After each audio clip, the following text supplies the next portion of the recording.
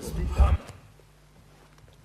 I want to transform this floor into a classroom by advancing my argument on various aspects, Mr. Speaker, starting from what is discretionary law. And I hope, I wish Natembeya, who is a first-year law student, would be here, so that as I give cogent points of law and procedure, he can be up to date with what we mean by discretionary power. The origin of discretionary power, discretionary law, is to give alternatives, to give options. Because, Mr. Speaker, let me use the judicial authority. Judges and judicial officers use discretionary power in case by case because of multiple choices, the issue of reason, the issue of rationale. Mr. Speaker, because if you remove discretionary power, you threaten in making that thing to be rigid, Mr. Speaker. And that is why I was arguing that when you look at section 62(3), the courts have given governor discretionary power based on the choices. The reason, Mr. Speaker, and I want to agree with Senator Bondi Halwale, and it's good we have institutional memory. It's good we have institutional memory, Mr. Speaker. You know why I want to say, and I wish, Mr. Speaker, when I raise this on a ruling, the reading of Article 179 of the Constitution, sub-Article 5, it says when the county governor is absent, the deputy county governor shall act as a county governor. Yes. Mr. Speaker, sub-Article 7, if a vacancy arises in the office of the county governor, the members of the county executive committee appointed under clause 2B cease to hold office. Mr. Speaker, the drafters of County Governments Act Section 632 were well aware of provisions of Article 179. And that is why they gave those discretionary powers to the governor. And I want to tell you, Mr. Speaker, we wish you well as you run to be the governor of the great people of Meru.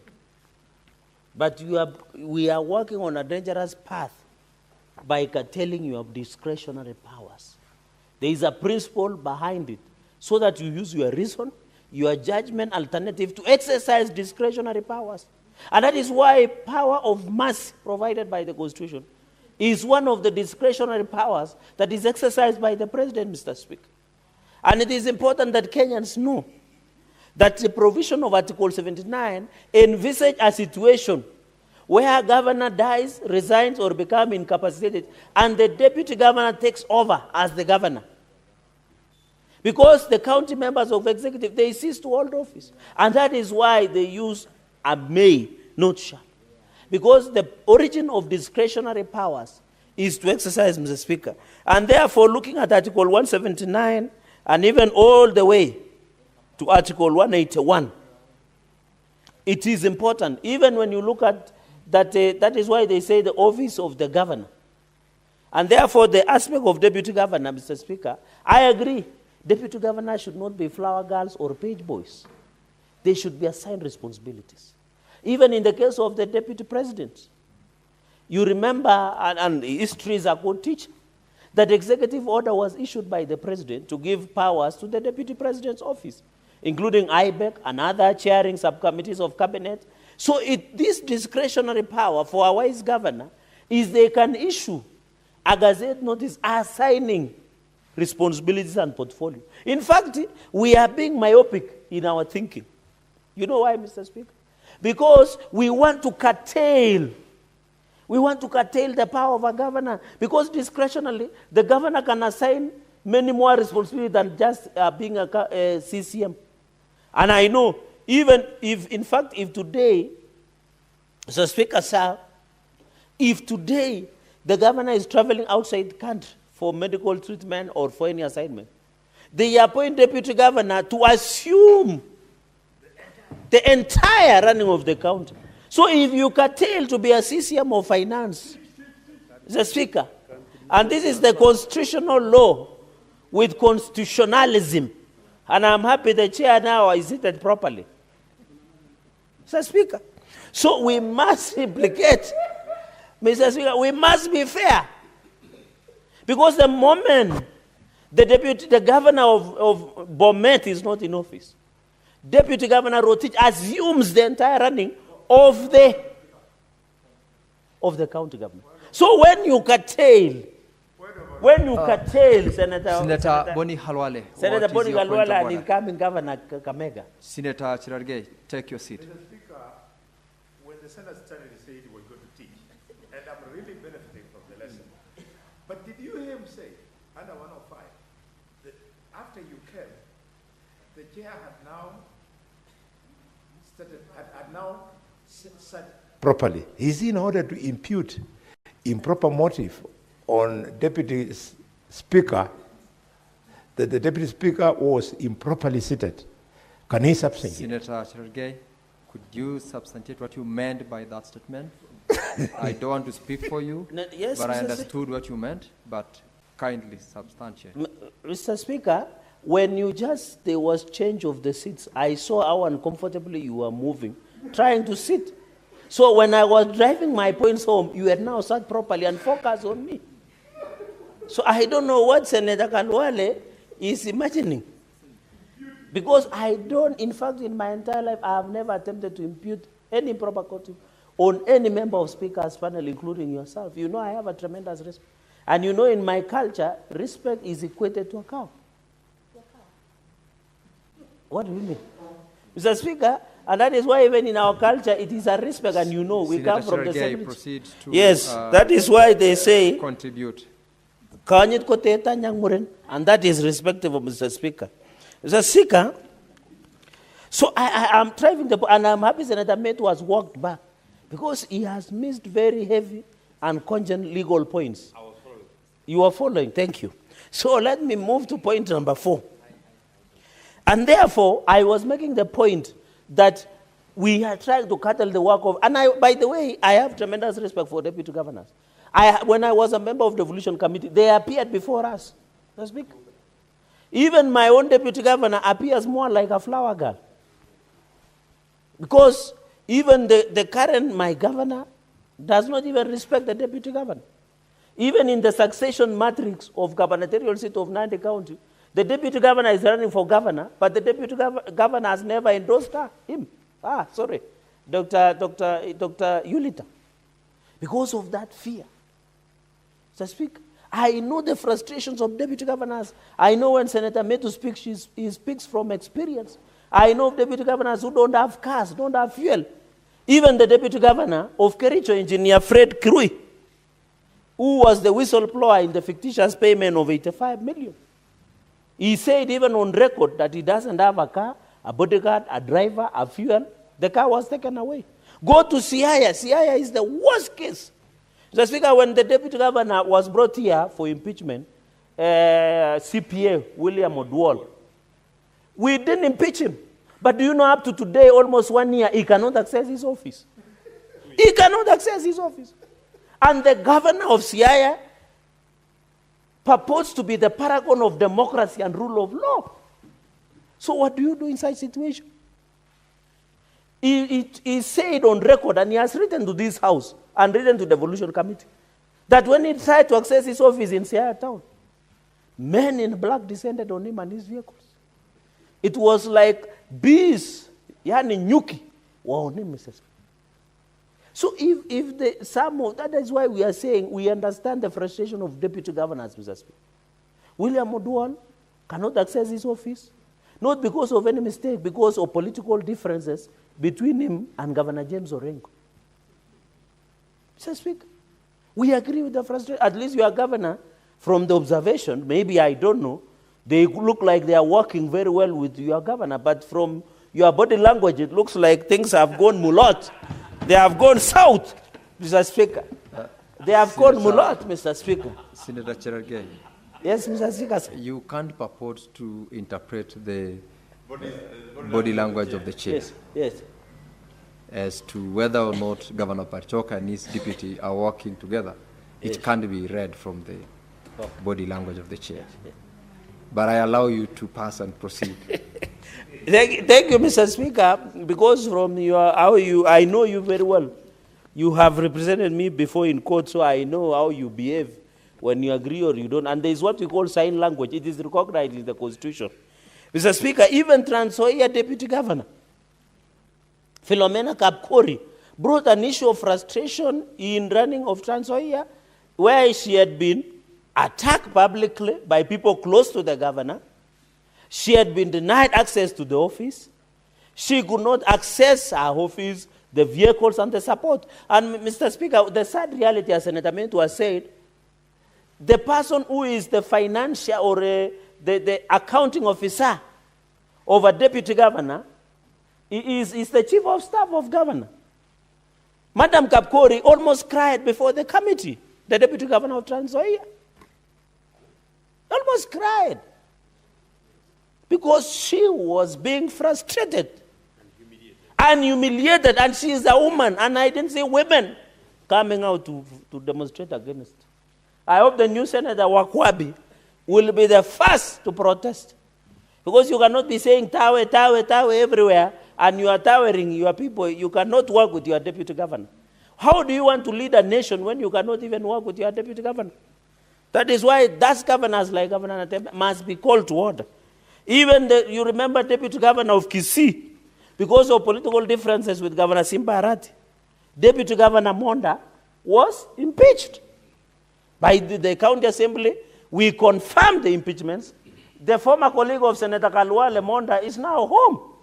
He is taking care of tea leaves and other things.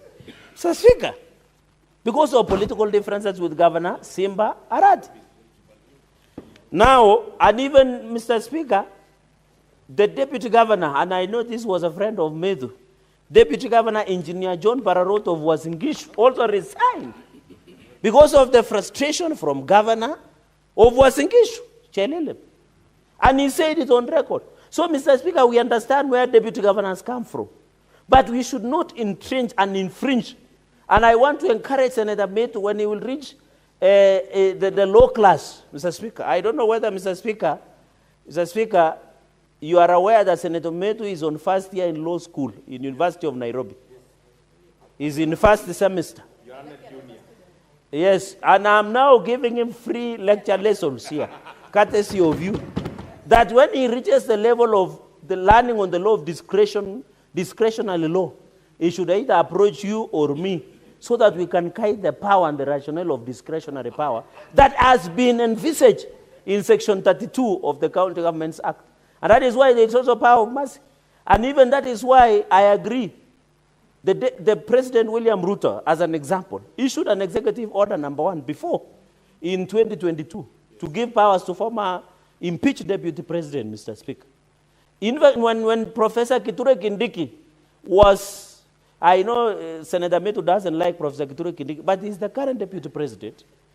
I know he will learn to know that. Senator Joyce is telling me he doesn't love him in public, but he loves him in private. So I don't know how such a love operates. Mr. Speaker, Mr. Speaker, and an executive order. Senator Cherargei, there is a point of order from Senator Medu. Mr. Speaker, I would have let it slip the way Senator Cherargei was going, but he has made a very damaging comment that I don't love a man in public, but I love a man in private. Mr. Speaker, may he expound what he actually means when he says that I love whatever man he's speaking about. I can't remember the name he said, but he's speaking of a certain man that I love in private. So I would want him to expound what he exactly Senator means. Medu, you have made your point. You're out of order. If you recall, the Honorable Senator Cherargei was paraphrasing the statement made by Senator Joyce, who is not on the chair. So Senator Cherargei just referred to a statement made by someone who was not speaking. He has said it on record, it's on hazard. Yeah. He paraphrased it. He didn't say that is not his statement. Senator Cherargei, proceed. Can I substitute? Can I substitute so that he can be comfortable? Proceed to do. That he has a liking for Deputy President Professor Kinduki. Senator Cherargei, So that he becomes comfortable. I have ruled Senator Medu out of order. Okay. Please conclude. Okay. No, but I understand where Medu comes from, you know, with the current issues of Forex. Order, Senator Medu. In many things, Order, then Senator it is Joyce. understandable. Mr. Speaker, can I be protected? And be You know, serious in what you are doing. Senator Be Joy should be serious in aware what she's you're not doing, in Senator Mulot Cherargei. or Order Senator Chevalungu. Joyce, Senator Medu. Order, please. Order, Senator Joyce. I will throw you out, Senator Joyce. Proceed. Proceed. Mr. Speaker, Mr. Speaker, on a lighter touch, of course, so that our debates get the human part of it, but Mr. Speaker, Mr. Speaker, therefore, I don't totally, and I want to advise the Deputy Speaker, Senator Katuri, because there is a legislative proposal, that for some of us who aspire to be county chiefs or governors, this discretionary power allows you to run your county efficiently. It is important. And that is why myself and Senator Kalwale, we are worried that there was wisdom as to why discretionary power was given to governors, so that they have a more latitude on running the affairs of the county. So I think on this one, Mr. Speaker, let us legislate on other more important things, Mr. Speaker, than on this. Let us allow discretionary to exist. And that is power of mercy has been given, for example, to president. And I want to encourage governors, the way President William Ruto has done. He has issued executive orders for deputy president, like now Professor Kiture Kindiki chairs the IBEC. He chairs the one we call the one for caucus, the one for reforms, tea reforms, coffee reforms. He chairs on cabinet. He chairs subcommittees of cabinet. He chairs principal secretary caucuses. He is reassigned. Why would a deputy governor want to be a CCM all that time? If the governor wants to assign you to do something else, why don't you give the governor that freedom? Let's speak. And that is why, as a country, I want to encourage governors and even our nation. Let us have inbuilt solutions. Mr. Speaker, the problem we have in this country is over legislation. I saw Donald Trump today or yesterday addressing the largest military generals of U.S. in Virginia, Mr. Speaker.